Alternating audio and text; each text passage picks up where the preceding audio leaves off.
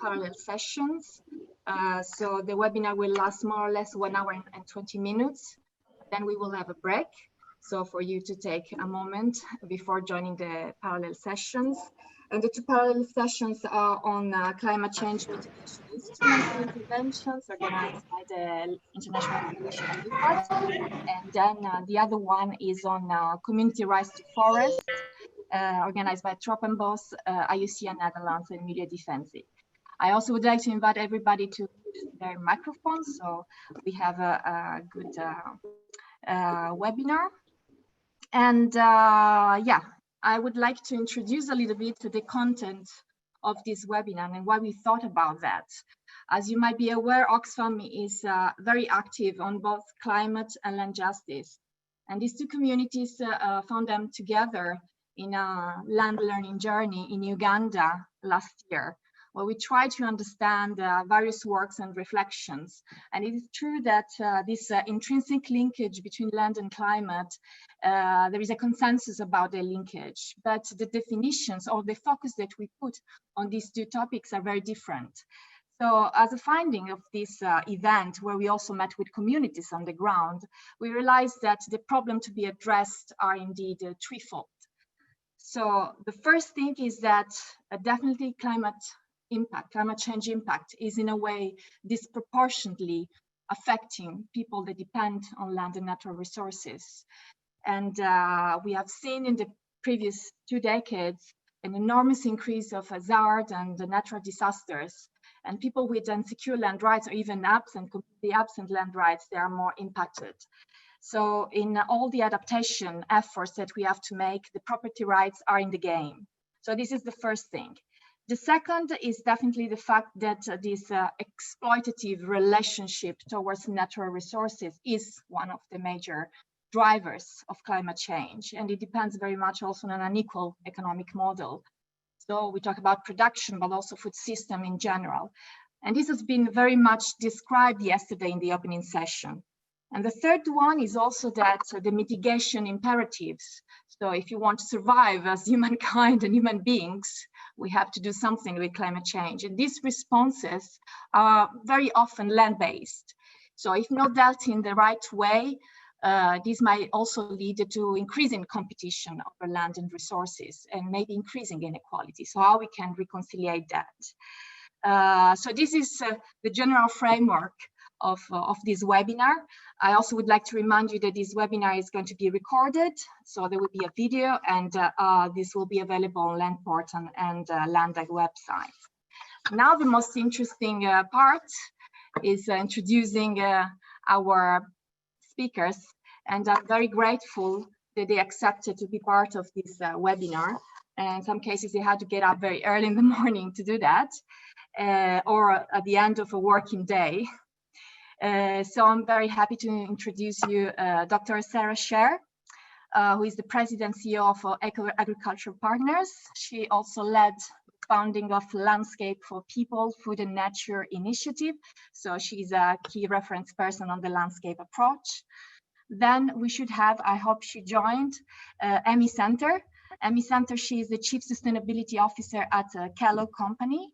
So she leads the responsible sourcing of this food company that we all know. And then we also have Dr. Jagdish Krishnaswamy, who is a senior fellow at the Ashoka Trust for Research in Ecology and Environment in Bangalore at TREE. And very important, he's also coordinating leading author of the IPCC Special Report on Land and Climate. And then last but not least, very special colleagues of mine, Clemence Abbes from Oxfam in Peru. She's coordinating a project called Protecting the Amazon for Oxfam in Peru partners. So now, instead of wasting again time, I would like to start with a first question to all our speakers. Is a general question. And as we said, this linkage is known to everybody. We have different definitions. So I would like to hear from you. What is your definition of this linkage between land and climate, and why it is relevant to your work? So let me start with Jagdish. Hi, thanks, Barbara. So land, provides with the sustenance from food, fiber, water resources, other ecosystem services. But increasingly, land is under stress from climate change, and productive land is a finite and precious resource. And so the decisions that we make about how we may use land in the coming years is going to be a big part of both the problem as well as the solution to climate change. And my own work on quantifying and mapping ecosystem services of well-functioning ecosystems using instrumented catchments and permanent plots is directly relevant to this issue, because it gives us the evidence for the impacts of particular management regimes on the responses from ecosystems, both natural as well as managed. So in a nutshell, I think land is going to be integral to human well-being in a future climate.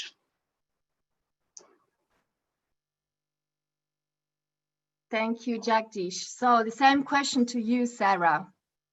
What is this linkage and why it is relevant? Thank you very much, Barbara, and good morning, good afternoon to everyone who's here. As Jagdish was implying, the building blocks for action on terrestrial climate change, both mitigation and adaptation, lie with individual farmers, land users, infrastructure builders, food and fiber buyers and marketing agents, et cetera. But we're really going to only achieve the desired impacts at scale with justice for all groups through coordinated action and complementary action among the different land users and land managers.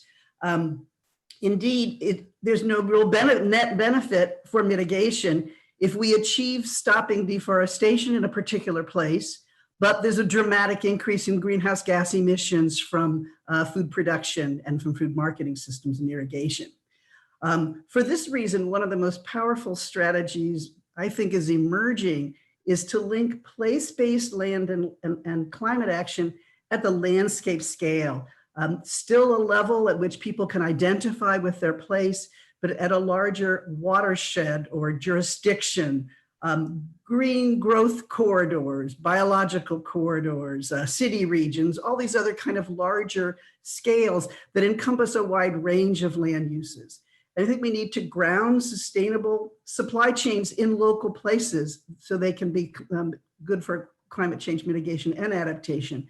Collective strategies then can adapt themselves to the unique conditions of every local place. And you can have negotiation among the different land managers to achieve the goals at the scale of the whole landscape. Not only the climate goal was to embed those in goals for economic development, social well-being, and other environmental values. And we've documented around the world more than 500 of such large integrated landscape initiatives, a majority of which have included climate action as one of their multiple goals for the collective. And those have been documented in Africa, Latin America, Europe, US, et cetera, and are really already taking action to achieve climate objectives at scale. So I see that as being a potentially really valuable link in this whole dilemma and opportunity. Thank you. Brilliant introduction also to the following part of our conversation. I can see if Amy joined us. So is Amy with us? Yes, you are. Sorry. Oh, yeah. Hi. Fantastic. So the same question to you, yeah, Amy. Sure. Thanks for letting me join, and great to connect with all of you. So as Barbara mentioned at the start, I lead global sustainability for Kellogg Company. It might make sense to start with just a little bit of grounding on who we are as we talk about these topics. So we're a global food company. We're primarily a plant-based food company, so we source a lot of grains and a small amount of ingredients that are at higher risk for things like deforestation, like palm oil or cocoa. And when we look at our footprint as a company and we look at climate action as a necessary and priority objective for us, both because of the global impact that we can have, as well as because of the business case around addressing climate for ourselves. The interconnection that everyone has spoken to already between land use change and climate is a really important aspect. When we look at how do we take climate action as Kellogg, of course, we start with our own four walls and how do we source our energy and look at renewables and things like that. But the next biggest opportunity for us is looking at our ingredient supply chain and how do we address greenhouse gas emissions there. And a number of our drivers have to do with land use change. So these are really interconnected issues for us. And it's important that we continue to think about them both as kind of an imperative for the world, as well as we look at our efforts in terms of our business case in operations and continuity of supply, and look forward towards, of course, reputation and other aspects as well. Thank you, Amy, for this introduction, and also very happy to have this perspective in this forum. And now up to you, Clemence, from Oxfam Peru perspective. Thanks, Barbara, and hello to everybody, or good morning and good afternoon. I think that both land and climate are codependent, and as the recent IPCC report shows, land is both a problem and a solution for climate change. So we won't be able to solve the climate crisis if we don't improve how we use and perceive land. And in the Amazon, for example, we have to change the way governments and some companies see the forest, because they often see the forest as a green desert that can be transformed to suit the needs of agro-industrial production, for palm oil, for soya, for cattle, rather than think from a territorial and a land governance perspective. So we have to center the discussion on how we can help vulnerable communities, how we can protect the forest, how we can fight against poverty, inequalities, and climate change at the same time. So we see in the Amazon that there are tensions around different models of development and different models for the use and the control of land. So, and the model based on an intensive extractive use of land has a direct impact on climate change, undermining the properties of an ecological minded forest management that is needed to tackle global warming. So in terms of relevance, what I would say is that from a land perspective, the linkage gives also an opportunity to better connect the land issues to the powerful narrative of climate change. The IPCC report has put back land use in the center of climate change discussion, showing that nearly 25% of the GHG emissions are related to land use. So showing this connection enables to strengthen the importance of land, not only at a local and national level, but also at a global scale. So yeah, I think that this is something that is relevant for a discussion related to massive deforestation, but it's also relevant for a broader discussion on land rights and how, for example, securing land titles for rural and indigenous communities and protecting their ancestral territories has a direct impact on how we can slow down climate change. So I really see them as codependent. Thank you, Clemence. And I think you all gave a very interesting introduction of your presentation afterwards. And I hear negotiations. I hear a lot land use management and competition and change. I also hear about models, economic models, and important of business case. So I think this is what set the scene. I would like to remind everyone that we have a chat box where you can put your questions. I see that everybody knows very well how to use it. We will try to address these questions in the last 20 minutes. And now we continue with some specific questions for our speakers. So the first part will be more about the problems and the challenges, and then the second part will be about the proposed solutions, how we look forward. So Clémence, you mentioned the IPCC several times, so it's very good to give the floor to Jagdish to talk about this IPCC report that we all know. And the specific question to you, Jagdish, is to talk about why land is a big part of the climate crisis, and what does the IPCC report tell us about how we need to change the way we manage land to tackle climate change? Yeah, thanks, Barbara. So, over 70% of ice-free land has some human influence or the other.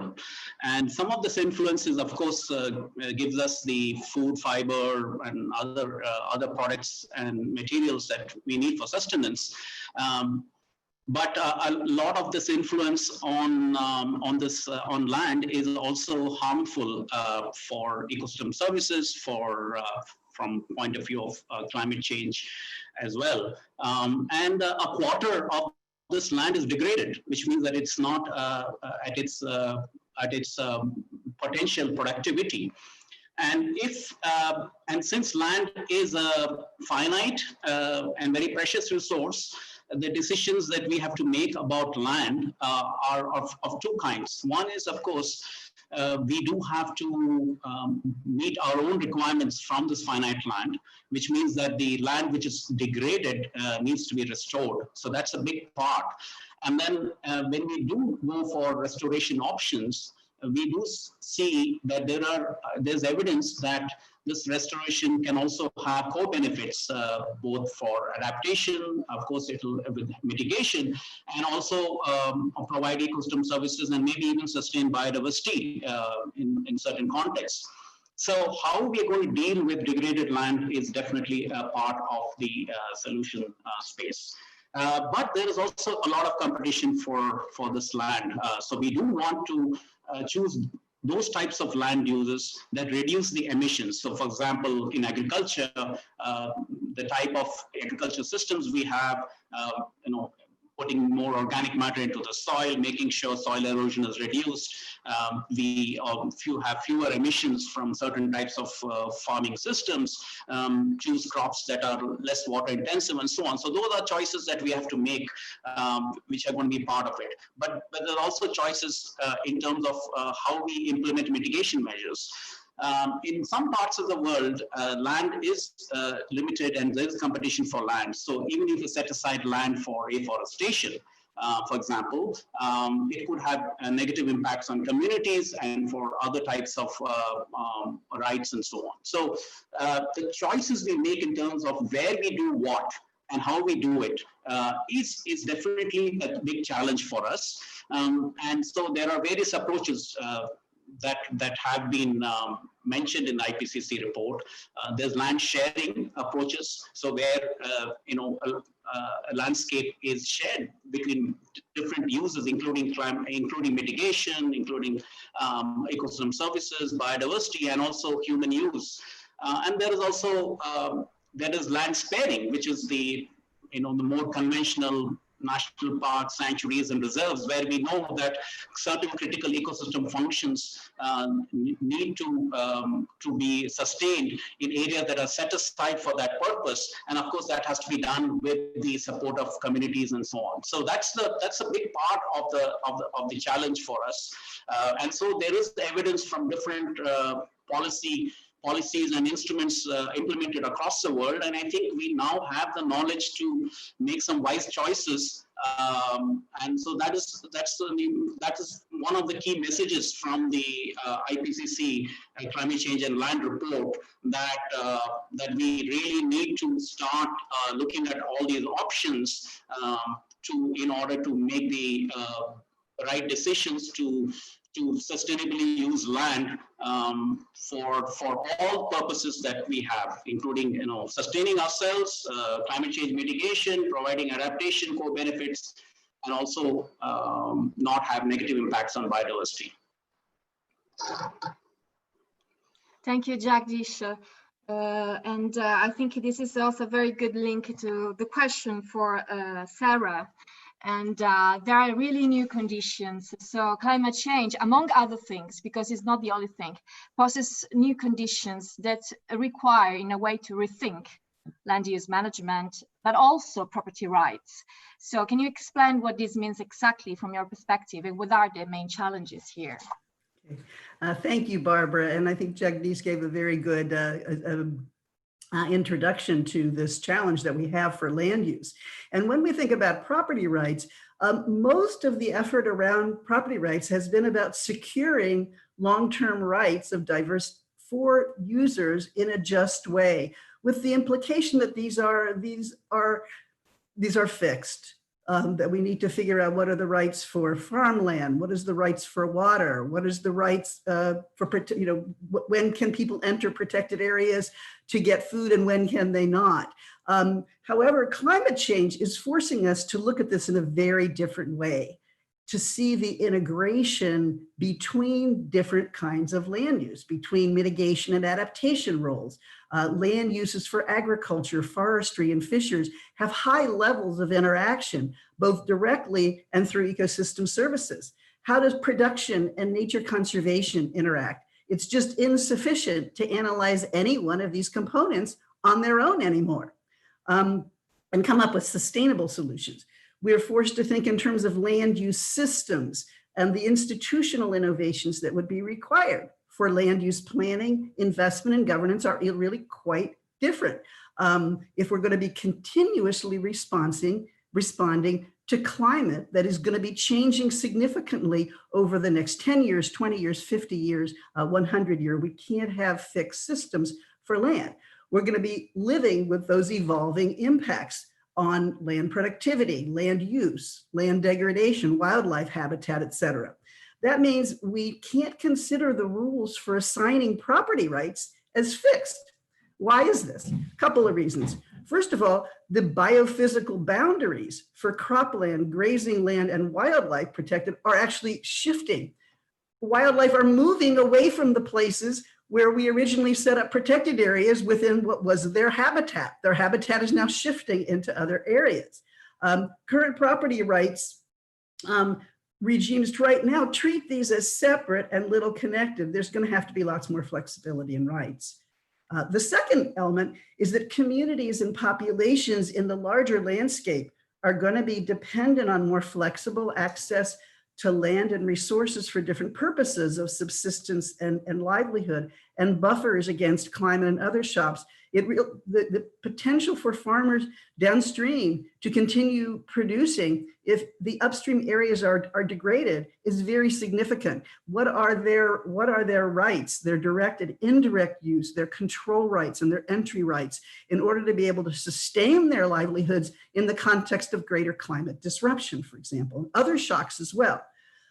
Thirdly, to achieve climate stabilizing and resilient systems of land use at the scale of whole landscapes or territories is going to require the evolution of rights to address not just the justice issues of who should have land or who should not have land, but to address the legitimate interests and claims of different land users and managers in the same landscape. How are we going to design and govern such systems in a just and democratic way? I think that's one of the big challenges for us moving forward. Thank you, Sarah. I think this is a very strong message to the land community. Sometimes we're very much stuck into the land rights issues without looking at, and we talk about, looking back at the history, but I think we also have to bring back the future into our consideration. So that's very relevant. And also consideration regarding demographic pressure, for instance, in this biophysical boundaries and climate change challenges. I think this is a very good introduction to very global challenges. But when we talk about climate change issue, we tend sometimes to forget the perspective or the perception from communities on the ground. So I'm very happy to have Clemens here because she's working directly with partners and through them with communities. So can you share some example of how this linkage is experienced directly working with the communities in Peru? Yes, of course. So I think that in Peru, we see how climate change is impacting the communities we work with in the Amazon. So for example, we see how climate change is altering rain patterns and causing floods or droughts and affecting seasons. So this has consequences on the agricultural practices of the communities as well as on their livelihoods. For communities who are living near large-scale plantation at a micro scale, we see how this is also challenging and threatening their traditional knowledge, as they are no longer able to find the same species of trees, of plants, or animals they use for food, for medicine, for art crafts. So a way of saying that is climate change has made the forest less predictable than before. We also see the indispensable work of rural and indigenous communities do to protect their land and their forests. So studies shows how limited deforestation is in indigenous territories, for example. So in other words, we know that the indigenous communities are really effective to protect their forests. That's why also indigenous communities in the Amazon, where we work with, are usually also called guardians of the forests. So by doing so and by protecting their territory, they are limiting deforestation and GHG emissions. So this is something that we see in Peru, and that study shows also on how protecting the land of rural and indigenous communities is protecting and is slowing down climate change. A study done, for example, by the Amazon Socio-Environmental Information Network has shown that indigenous territories and protected areas have the lowest carbon loss in the region.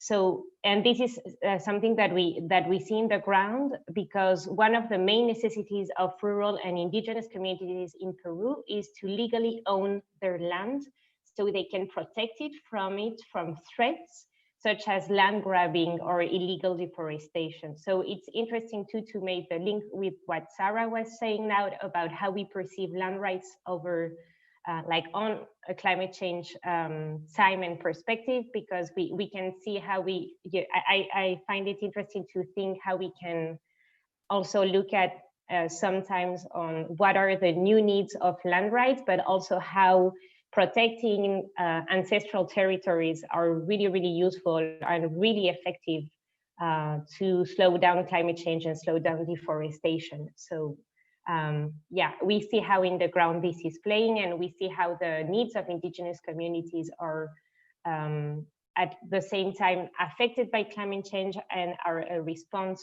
to slow down climate change. Thank you, Clemence. Very much like this expression, forest is less predictable, and I think this comes directly from the communities. And since you're talking about deforestation here, so this is a very good link to the question for Emmy. So Kellogg has made a very bold commitment on climate and deforestation. We might know something about the company, but we don't know about this commitment. So could you talk about these commitments and how they relate to issues of managing land and forest in the company's supply chain in particular? Sure, thank you. So in 2015, in the lead up for COP21, was when Kellogg set its first science-based targets for scope 1, 2, and 3. We were one of the first companies to do so across all three aspects. And it was a big step for us as we looked at how are we truly tackling climate and making the right steps. So that was our first real engagement beyond kind of our own four walls for our energy and greenhouse gas emissions. And we made those targets, absolute targets by 2050, to reduce 65% in our own operations and 50% in our scope 3, which is our supply chain emissions. We're very pleased that we're about half of the way there already. So we're making good progress in our own facilities thanks to investment in renewables. And we've done we spent a lot of our effort in our supply chain first really building capability and understanding the issues. And that's through partnership with a lot of the folks probably on this call from your organizations, as well as with our suppliers. So we don't source directly from farmers, which means that we have at a minimum, a step, often, especially in global trading where deforestation is more present, many steps between us and a farmer at the end of the day. So how do we look both from kind of our top down around how we engage our suppliers, make sure that they have the right commitments, that we purchase certified materials. So recently we came out with a new deforestation policy. I believe it's quite strong, and it has two different components. One is what are we doing around what we're purchasing? So fully physically certified palm oil. How are we engaging our suppliers in asking? We've been on this journey for a number of years now, asking for transparency and traceability. We post mill lists. We are asking for visibility all the way to roots and ground, as we call it. And then being able to make sure that their policies are aligned to our values. So are they doing the right due diligence? Are they disclosing publicly? Are they measuring greenhouse gas emissions and that sort of effort? And then the second part to our policy, and I was very happy to hear Sarah's comments around jurisdictional approach, because what we are saying is, because of our supply chain, we use such a tiny amount of palm oil, even compared to other food companies, let alone compared to the whole industry. How do we make change in something so complex, so place-based, so interconnected with so many other issues, as everyone has spoken to? And so what we're doing is we're partnering on the ground with communities, with farmers, with supply chain networks, and with NGOs, either local NGOs or international NGOs, to try and build programs that will hopefully work in terms of showing a model of success and how can we transform industry going forward. Because if we don't get that right on the ground and find either fail fast, right? There's no harm in a project not working, right? We learn something as long as we disclose and we share and we take those learnings and build them forward. And then if something does work, how do we scale it up? And we can't do that alone. So having the right partners on the ground, sharing those learnings with other people in the industry, with organizations like RSPO, with governments, with other NGOs, of course, kind of coming together and saying, here's something that might be worth us continuing to engage in, is really important. And having the humility of sharing whether it's successful or not is really important. So that's the approach that we're taking.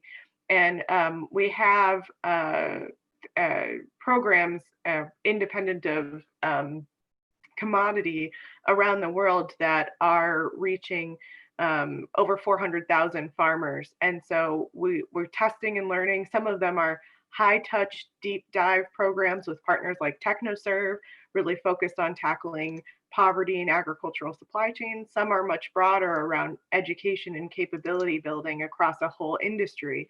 And those are really interesting mix to have in our portfolio. But what unites them is a focus on farmer livelihood and a focus on partnerships to execute, and making sure that those efforts are place-based and scalable. And so that's really what our approach is on addressing these types of challenges in a supply chain.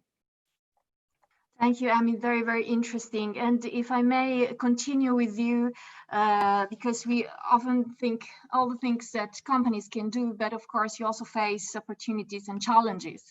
So when it comes to the critical role of food companies in combating climate change and supporting local community rights, what are these opportunities and challenges in general, not just for Kellogg? What are your opinions on that? And if you can tell us a story related to that. Sure, there's so many challenges. I think people perhaps think it's a lot easier of a switch to flip for a company. But it doesn't mean that there isn't work happening. So I think the biggest challenge that we have is maybe twofold as an industry. One is the fact that we are very generally disconnected from the farmer. So there's those many steps that I mentioned between us and them. And so as we look at, I think, we have a lot of benefits from having such an efficient global supply chain on a topic like palm oil.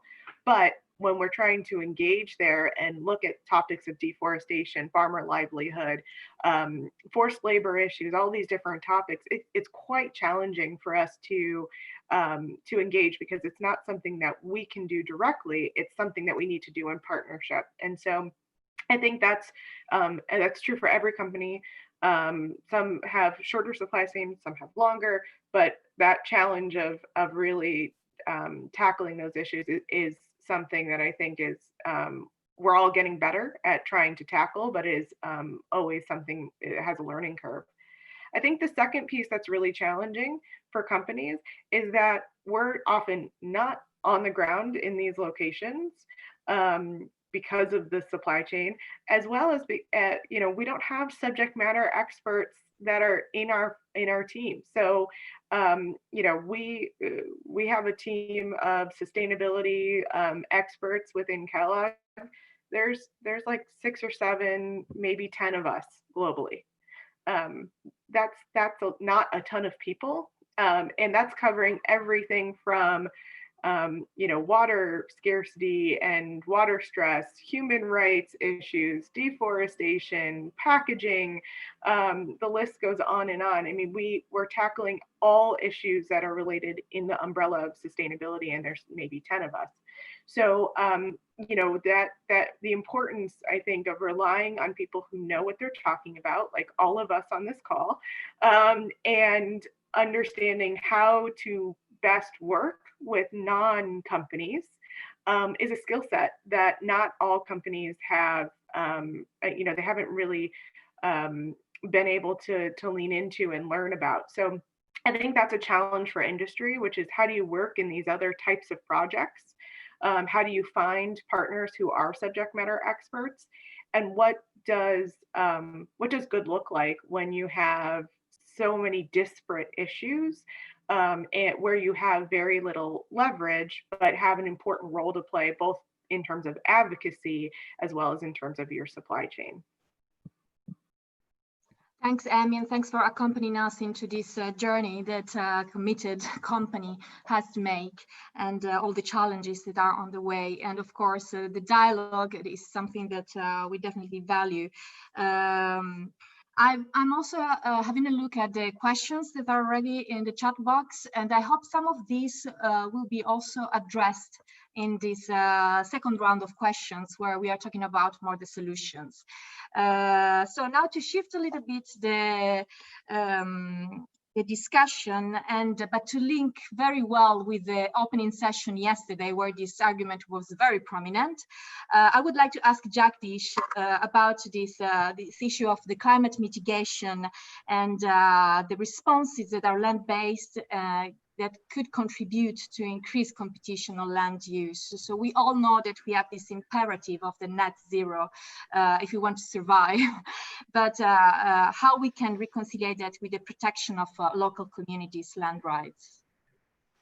Yeah, so this is, as we've already discussed, and as many of the previous speakers have brought it out so nicely, the competition for land has to be linked to the decision-making process. So, for example, even the choices that we're going to make on where do you put a large solar farm, where do you put a wind farm, where do you put if you want to protect a high carbon ecosystem like a mangrove ecosystem or a rainforest or some other endangered ecosystem, then how do you then govern the impacts on communities?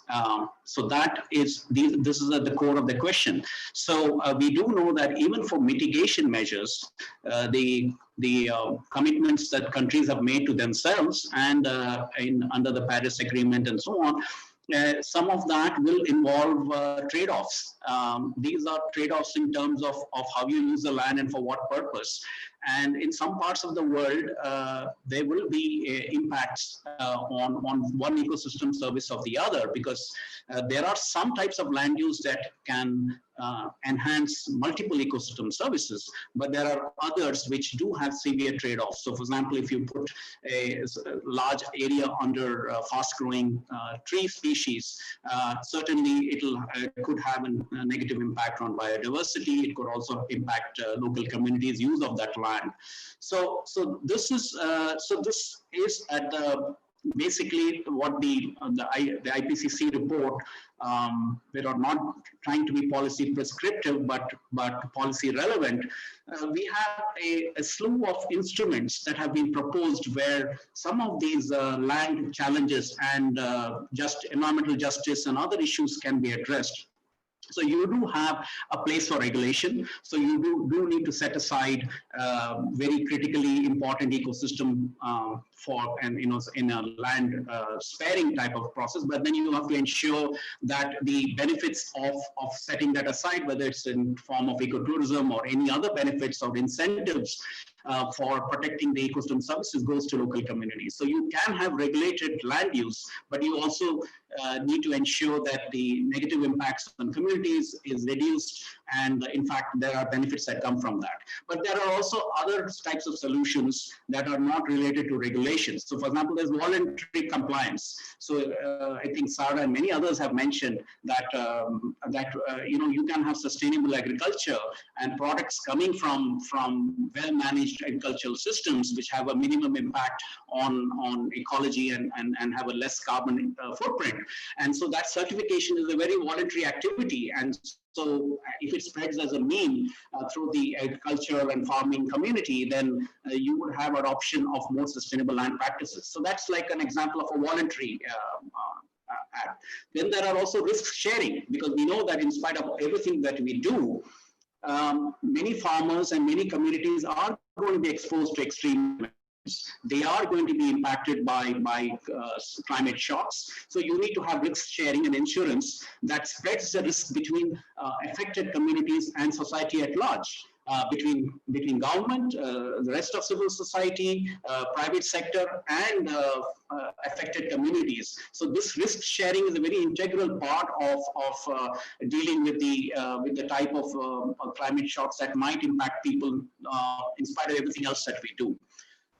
You also have other types of information exchange, that is communication, that is making a big impact on the well-being of communities which are dependent on land. You have early warning systems that can not only just give us a more accurate weather forecast and inform farmers about what type of decisions they may have to take based on what is likely to happen in the next few days or a week later. But you also have early warning systems about pests in forests and diseases and many other emerging phenomena that will have to be a part of our response to managing land. And as Sarah and others mentioned, ecosystems are in transition. The boundaries of ecosystems are likely to be shifting too. So which means that we need to have a very adaptive management and adaptive governance that recognizes the dynamism in ecosystems as they evolve with changing climate and also evolve with the changing land use. So you can't have, so when you are talking about tenurial rights, whether it's forest rights or community rights, those also have to be defined in a manner that is recognizes these shifts and dynamics that are likely to happen, and so you need to have that type of very responsive management. There are some things that can be done in the short term and certain things that need to be done in the long term. So for example, restoration of degraded land, whether it's passive restoration or active restoration, with the participation of local communities and other stakeholders, is a more longer term process. But setting aside very high carbon ecosystems, whether it's mangroves or rainforests or other types of, is a short term, something that we need to do now, because once lost, these ecosystems are extremely difficult or impossible to replace. So there are short-term things and there are the long-term things. And then while we are waiting for the long-term restoration to start providing core benefits, you need to take care of the communities who are likely to be dependent on finite land resources in a multiple number of ways. And the last part is, I'd just like to mention that the IPCC report has also has recognized that that we have a lot of information exchange now in society, which is very rapid through social media and so on. So a lot of voluntary compliance is likely to happen through memes that spread, in terms of the type of foods that we demand, the types of food we would like to eat, the type of products that we would like to buy as consumers. And so I think that that type of citizen initiative, voluntary citizen initiative, is going to be a big part of the solution space as well. Thank you, Jagdish, for this very elaborated answer, and to also address the roles and responsibilities at various levels, communities, governments, but also consumers. And I see in the chat some questions related to how we do that. What are the innovations there? So this is a perfect link to the question for Sarah.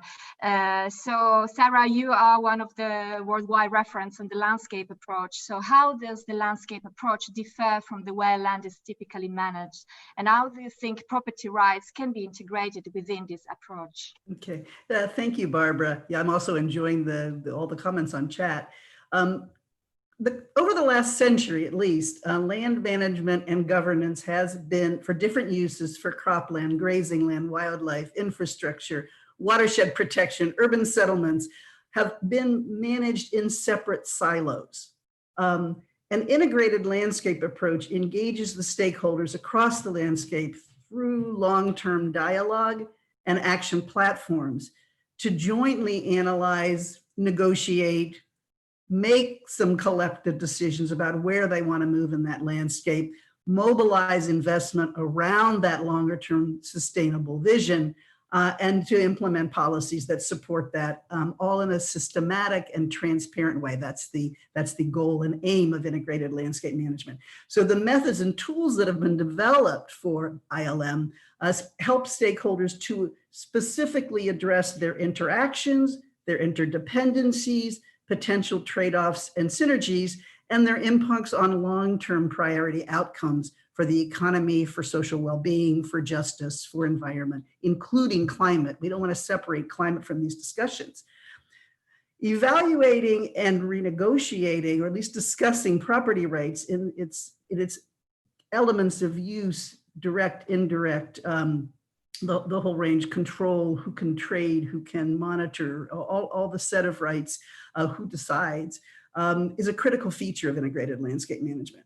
In many cases, this does relate to land and resource ownership, but those property issues go well beyond ownership.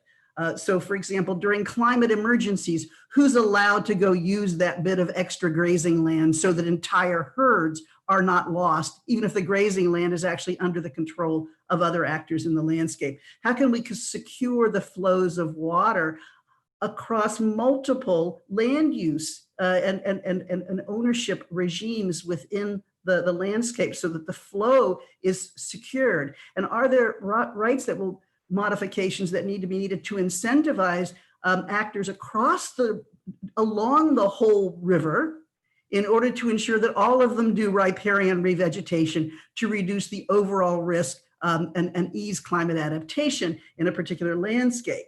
How do we prevent flooding? What actions do you need in terms of land management on your land to ensure that you're not contributing to flooding that's going to affect others in the landscape? So these are often contingent on sustainable management. And while we don't want to pull away people's rights if they are not sustainably managing their land, what mechanisms do we then have to ensure that the legitimate rights of others to not be flooded are also reflected within those landscapes? So right now, I would say that the systems that we have in place for property rights, for land governance, are still not really providing those long-term platforms for dialogue, for joint understanding of what is facing people collectively down the line. What are the scenarios facing those landscapes, and how are the actors going to get ahead of those? How are they going to be able to respond collectively in a way that will provide for that adaptation, and in a way that incorporates mitigation objectives as well, which involves sometimes then stakeholders that are even outside the landscape? How will biodiversity be conserved within that landscape over time, given the kinds of changes that are expected? So I think integrated landscape management is providing a governance framework, often sometimes informal, sometimes formal. There's a wide range of approaches to doing that. Some of them are led by governments, jurisdictional approaches. Others are being led by civil society and engaging local jurisdictions in those discussions, engaging companies. We've actually seen, Kellogg is actually not alone. Whereas 5 or 10 years ago, you saw very little leadership by companies in these landscape partnerships. They are now recognizing their own risks and opportunities of being part of those.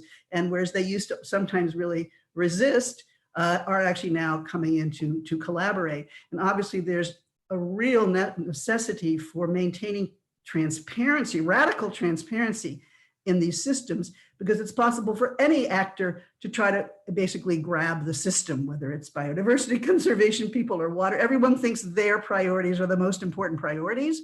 And I think integrated landscape management provides a platform for people to recognize that a lot of priorities are legitimate within that landscape, and that living in a trade-off world is actually not going to give us the outcomes in the long term that we want. We have to learn to innovate, to negotiate, to create things in ways that we have not done in the past. So I think that's the opportunity that we have with integrated landscape management. Thanks a lot, Sarah.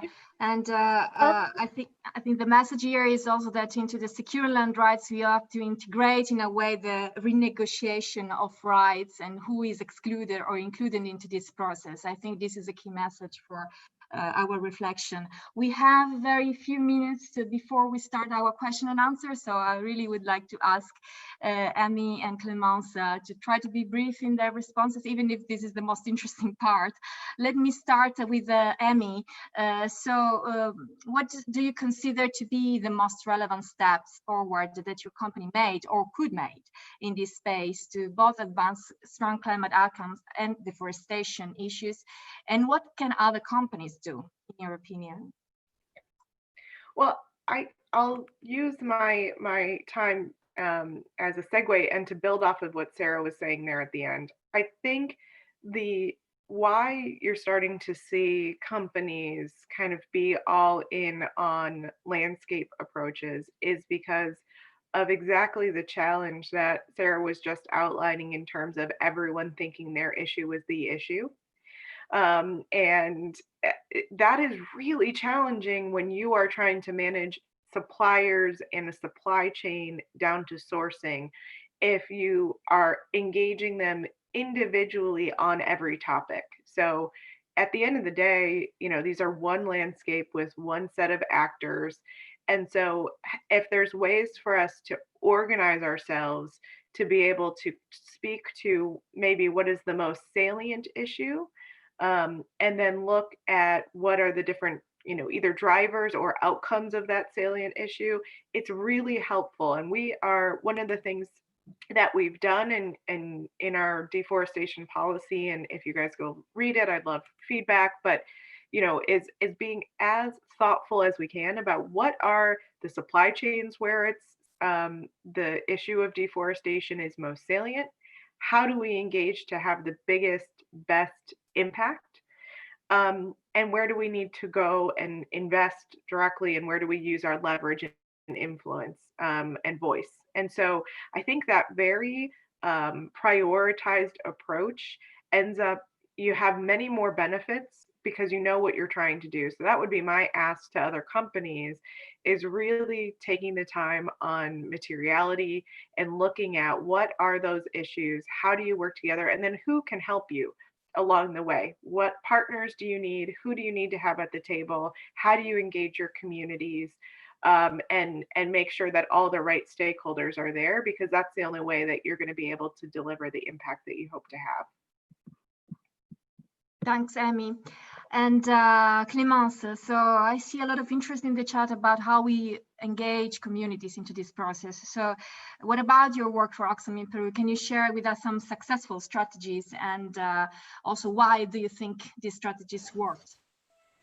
Yes, completely. So I think that maybe to start, the project that I manage for Oxfam in Peru, it's called Protecting the Amazon, and we work with communities affected by large-scale agribusiness. So our work is linked to land rights and to environmental justice. And I think, taking from the discussion of Sarah and Amy, one of the things that we could say is that what we try to do is, and the work that we do with the Oxfam in Peru and the partners, is to enable indigenous and vulnerable communities to have a seat at the table of how they think land governance should work in their region. So to do so, we have different strategies, and I'm gonna, I know we don't have much time, but I just want to talk about land titling and campaigning. So related to land titling, I think that this is one of the most effective strategies in our current work, because we support communities through the land titling process so they can have a legal protection and they can protect their territories from different threats as land grabbing, land trafficking, illegal logging, for example. So once an indigenous community has a collective land title, its territory is protected by the Constitution and by the ILO 169 Convention. So it cannot be sold, and it has to be protected by the government and by public agencies. So for example, we have supported an indigenous communities in one of the regions of the Peruvian Amazon called Ucayali. The community is called Santa Clara de Uchuña, from a palm oil plantation who has illegally grabbed 10,000 hectares of their ancestral territory. And the community didn't have a formal title, so it made it easier for land traffickers and for that particular palm oil company to grab the land of that indigenous community. So helping them getting a land title really helped them to protect the community from a potential expansion of a palm oil plantation or for other private interests on that same land. And in early 2020, after 4 years of process, the Peruvian state officially recognized part of the territory that the community was claiming. So this is how it's really important also to be able to do land titling before a territory becomes a new interest for a new kind of investors. So that way we can make sure that the indigenous communities who have been living on that land for a while and for a lot of years are able to continue to have their territory. Otherwise, the power dynamics are really don't allow them to have the rights over the land in front of other actors that have much more power than them. So, and another strategy that I wanted also to talk about is campaigning. So this is something that Oxfam does at different levels. And I think that this is really important because what we do is that we have to gather evidence. We have to show and raise awareness on cases related to land rights violation and deforestation.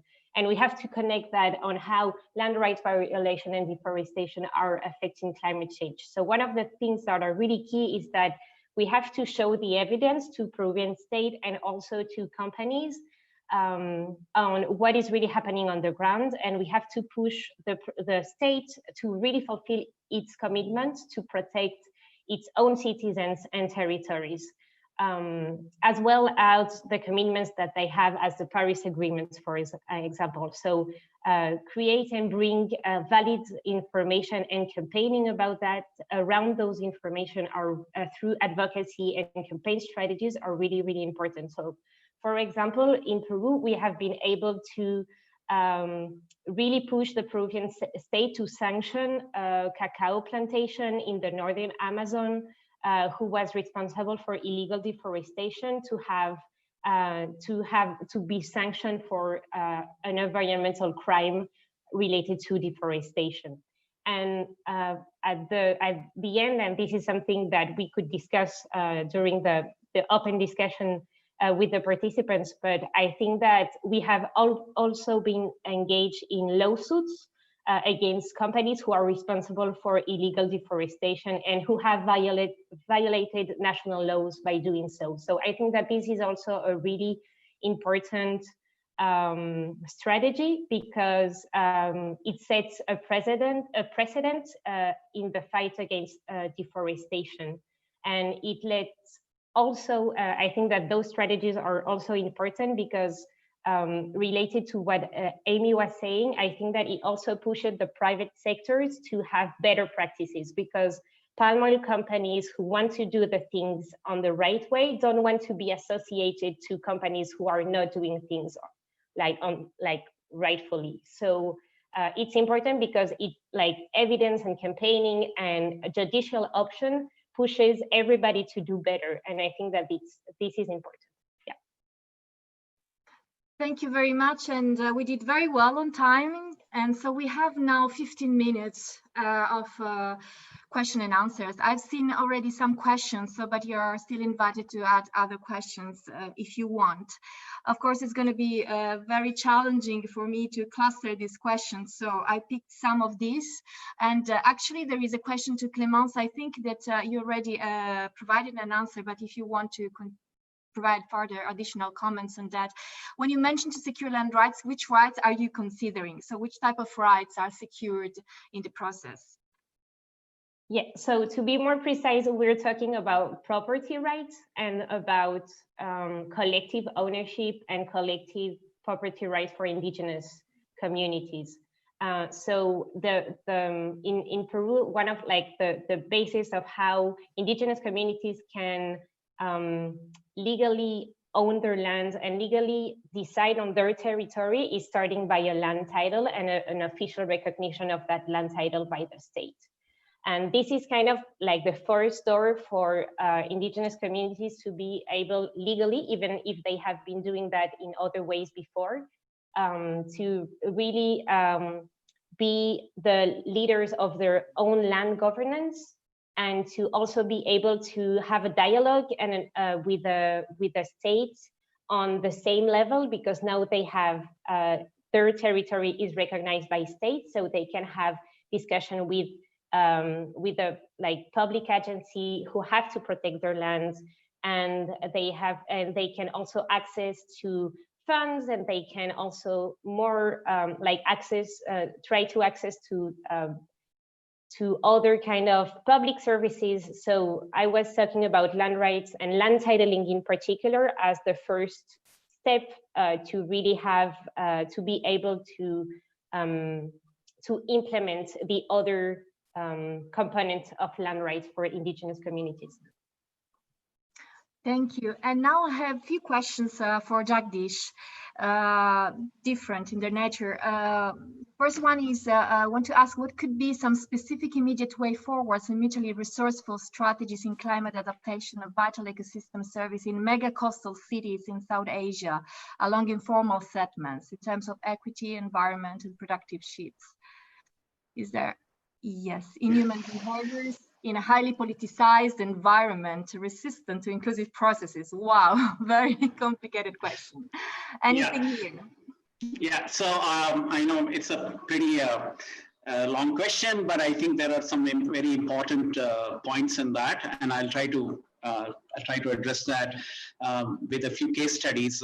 We know that we're talking about mega coastal cities in South Asia. So to give a couple of examples, just some years ago, Mumbai received about 950 millimeters of rainfall in a single day, and it devastated the city. It brought into focus the issues about how the natural drainage system had been encroached upon, how mangroves had been cleared, how the natural wetlands had not been able to perform their functions to absorb some of this shock and allow the flooding to reduce.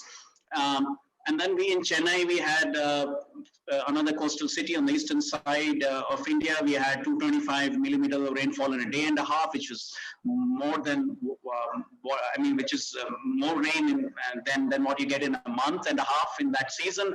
And that also again raised issues about how do you manage water bodies, how do you retain wetlands as part of the ecosystems of the city, of the urban ecosystem. We've also had recently the exodus of people who work in cities in India, and because of the COVID-19 lockdown and all, they had to move back, and there was a lot of trauma and stress on people who had to move after they lost their jobs in the both formal and informal economies in the cities. So clearly, all these issues are linked. So cities which are very vulnerable to climate change, especially mega coastal cities, would have to take responsibility for maintaining the functions of important ecosystems that may help mitigate the impacts of climate shocks on them, which means that you do have to ensure that mangroves and wetlands are protected even within the city and around the city.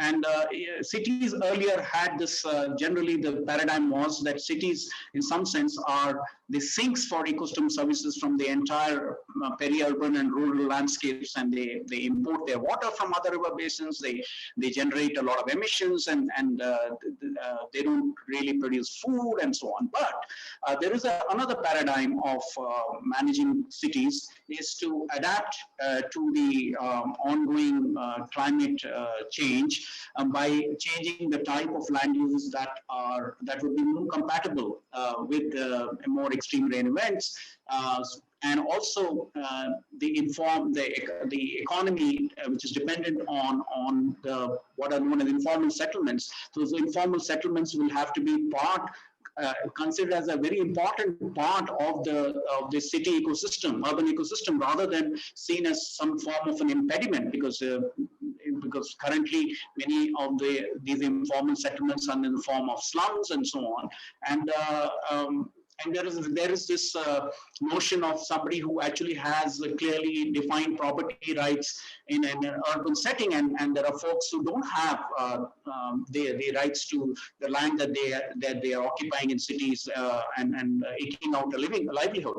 So the issues of environmental justice and mitigating threats to the cities from upcoming climate change are all linked, and so that in some sense you need a redefinition, new definition of the urban environment. It can no longer be seen as simply a sink for resources and materials. It will have to start generating ecosystem services. I think urban wetlands and green spaces have the potential to store carbon, to sequester carbon. Peri-urban systems have the ability to produce food. And so these types of new innovations to urban planning and urban zoning it will be critical because given that some of these coastal cities are also going to be seeing shifts in what is considered as very safe land because of sea level rise and changes in the course of rivers and so on, you would have to again redefine this whole notion of fixed property and something which is carved in stone, and have experiment with other types of land use zoning that's more adaptive to the changes that are happening. And I mean, this is just some of the things that I think the discourse needs to move along, because clearly these coastal mega cities are highly vulnerable to climate shocks, and the laws and governance systems and management and land use that was compatible with the human well-being maybe 50 years ago are no longer relevant. Some of them are no longer relevant, and we need to really think about changing those. So that's my take on a very complicated question, but a very important one. Thanks, and I learned myself a lot about that, so thanks for that.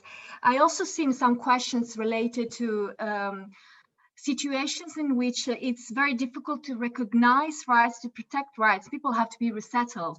And this can happen because of climate change impact, like rising of sea level, but also because of other contexts and infrastructures and situations. So where we really have a resettlement to be done. So I think the questions here are all related to who decides on the regulation. What are the regulations? What could be the regulations vis-a-vis resettlements? And does any of you, I don't know if Jagdish, maybe Sarah, have some ideas on that? I can just say something very quickly, Barbara, because I think this is just an example of the kinds of things that we need to set up our governance systems to address, not on an episodic, oh, we're having a crisis basis, but we should be expecting these things to come out. In one place, it'll be resettlement, and in another place, it's we've got to redo the flood zone is going to completely move to another place that's full of people. But I think the issue is that, I mean, Jagdish really pointed out, these are going to start become considered crises at a national level.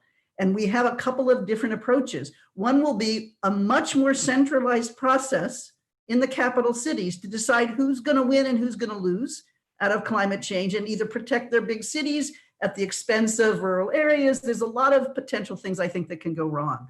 And while it's really important to have the national perspective and to manage the rules of the game at the national level, there has to be an opportunity at the local level to make changes and adaptations that make sense for that local place, in which the voices of the local stakeholders have a say in the directions in which those are going. And so I think as we're talking about evolving property rights, I think we need to make sure that there's that those local voices of diverse groups, and that particularly most vulnerable groups, have a voice in these discussions, is the way that we move forward, rather than a centralized process, which I think in a panic, once people see what the challenges of climate change are, there's going to be a lot of impetus to see.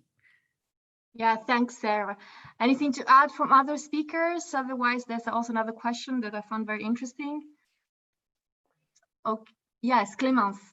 Please. Yes, just to underline of what like Sarah just said now, I think that I think that it's not only important to put the rights of indigenous, rural, and vulnerable communities at the center. It's where it starts, because we cannot think about new ways of governance if we don't address the power dynamics and the power issues that are already making territories unequal. So this is something that has to be at a center. We have to be able to make sure that communities are the ones who are living in territories from a long time ago are the ones who are also able to be leading the discussion on their territories, and not only have to accommodate or have to respond of like other actors or other pressures on their territories. So I think that this is really, really important. And we know that we have been discussing like the flexibilities around land rights, but we have to see the territories as how this reflects unequal power dynamics and how we can address that to start from there to talk about land governance. Thanks, Clémence. And yeah, I have a couple of questions still, and I think we have 4 minutes or something like that. One is about the polluters pay model, and if some of the speakers have some opinion on that. Of course, we have seen polluters in a way having their work done, and then without any responsibility in paying for that. So if you have any opinion on that. And the other one that I also find interesting is if there's any implication now with the current COVID crisis on this land and climate interlinkage. And then a final comment, I've seen that it could be interesting to include local level voices in this webinar. Absolutely, we try to have some experience from real activities on the ground, and also to have different perspectives, but definitely is a good point to take. So any speaker who wants to say something about the COVID impact or the polluters pay model? Yeah, I can do really quick on COVID from a private sector point of view.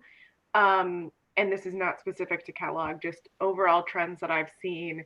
I think there's going to be two things that will be interesting for us to kind of understand and evolve. I think one is the regulatory environment will change. We don't know what that will be yet. So there's a huge amount of uncertainty in the system from a regulatory perspective for private sector. So of course, at municipality levels, revenues are for the municipalities are going down due to unemployment and other things. There's going to be a seeking of other revenue sources, so that may result in climate or what I would just call like environmental payment schemes of different kinds. But the opposite may be true as well, and a move away from the regulatory frameworks on packaging and other things that are happening. So I think there's a huge amount of uncertainty in the system that it will change the dynamic going forward. And I think the other piece is around the supply chain infrastructure question, which is, are people sourcing locally enough for their facilities? Do they have centrally, one manufacturing site that supplies the world? Is that the model going forward, or will we see more diversification? We're the winners through this, and I use this glibly, in terms of supply chain, the people who had local sourcing or at least regional sourcing, enabling, things to get to people who need them. So I think those are two areas to watch as we look at how private sector will respond in COVID. Can I come in, Barbara, just very briefly, a couple of things? Yeah. So on the first part, on the polluter pays principle, I mean, there are two types of damages. Some are irreparable in some sense, and some can be mitigated with other measures. So I think that the polluter pays principle doesn't really work for irreparable damage or damage that is really long term, especially given that this is happening now with already climate stress upon us and many other environmental degradation. So in that sense, I think that there is that issue has to be divided into whether it's something that can be repaired or it's irreparable. So I think that's a key decision making in whether this polluter pays principle actually is going to work or not. On the second part, on the COVID, we've seen a lot of stories from around the world on how during the lockdowns, biodiversity started occupying its lost habitat, rivers started improving in water quality, and many other stories. Some were real and some were fake, but overall there was this overall view that it has enabled us to look at the impacts of various land use and infrastructure and industry. Because in some cases, the environmental improvements, however short-lived, give us a baseline on what happens when, for example, industrial effluents are not flowing into a particular river, or there is less human disturbance in a particular habitat, or there's, but this has come at an enormous economic cost to many people. We've also seen that many areas where people were dependent on ecotourism or wildlife tourism, they've been hit really hard, and even some of the parks and reserves have not had enough staff being able to patrol, and so many other issues have emerged. So it's a very mixed bag of messages that's coming out of the lockdown and the impact of COVID-19, and I think we need to draw the right lessons. Can we retain some of the environmental benefits of the lockdown without impacting the rights and well-being of dependent human communities. That should be in some sense like a baseline, because we can't afford to go back to business as usual. That would be, in a sense, unfortunate if we haven't drawn any lessons from this crisis. And hopefully it has also given society and governments an opportunity to think about how maybe we can make some changes in the manner in which we live and manage land, and maybe that will provide some of the solutions as well. So this is something that I think is a very crucial juncture in when, as the hopefully when the pandemic impacts ease off, what type of economic models, what development model of development we will pursue locally and nationally. I think these are all questions that will need us to take the phenomena that are already happening before the crisis, and what lessons we gain from the pandemic and how we responded to the pandemic. Thank you, Jagdish, and thank you, everybody. I think I really need to close the webinar to allow for people to have a break before the parallel sessions. I've seen that also some of the speakers, Sarah, you are chatting on the box too, so you gave your points. And I really would like to thank you. You've been in 1 hour and a half, always straight to the point, very rich discussions. It's really a multifaceted challenges indeed. We touched on many different things from many different perspectives. So thank you very much. And I'm sure these also covers some controversial aspects, but that was also the purpose. And yes, so now you have 10 minutes to go on a break, and then you will be automatically directed to the parallel sessions you signed for. And I also remind you that this is a one-week event. So if you're interested, for instance, on the impact of COVID on land and climate issues, tomorrow there is a dedicated webinar on that. So if you haven't registered, you can do that. And on the next day, there would be considerations regarding urban tenure and climate issues. And then, of course, the closing panel on Friday. So thank you again, all the participants, and particularly our brilliant speakers. Thank you a lot. Thank you, Barbara. Thank you. Thanks to everybody. Bye, everyone. Take care. Be safe.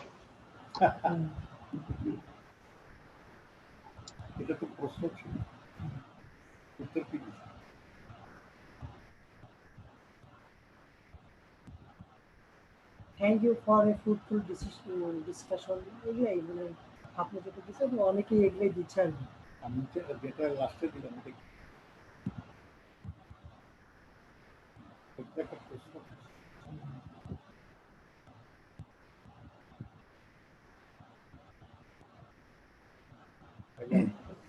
Yeah, thank you everybody for your time. Yeah, we'll just have a 10-minute break. I'll split you into the breakout sessions you've indicated. I'm having a bit of technical difficulties in terms of automating that process. So I'm trying to do my best to make sure you're in the room that you identified.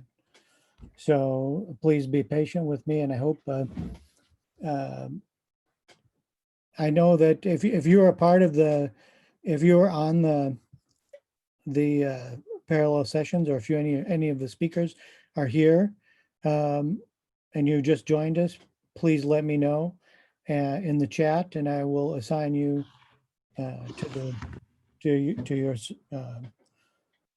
your appropriate room. Okay, thanks so much. I appreciate it.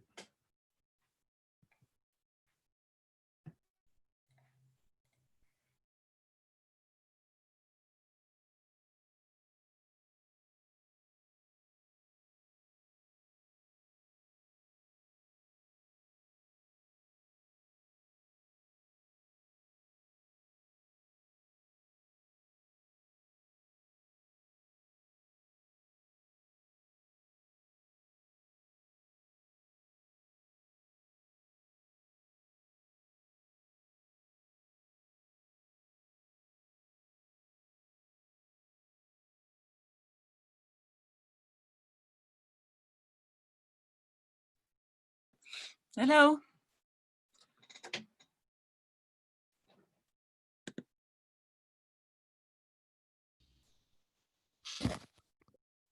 Hello.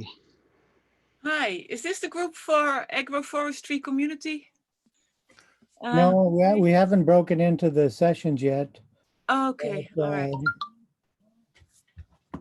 Okay, thanks. That's what I needed to know. I don't know, maybe why don't I do that now and then I can assign the rest of you. I'm having a bit of a technical problem and then with pre-assigning everybody. So for those remaining, and I know there's a lot, I've assigned about 50 people so far, and then I will assign the rest of you. Okay, but just let me, just be patient with me. And I got to make sure that I assign the speakers as co-hosts, and some of them just joined us because their session doesn't start for another couple of minutes. Okay, good luck. Thank you. You too.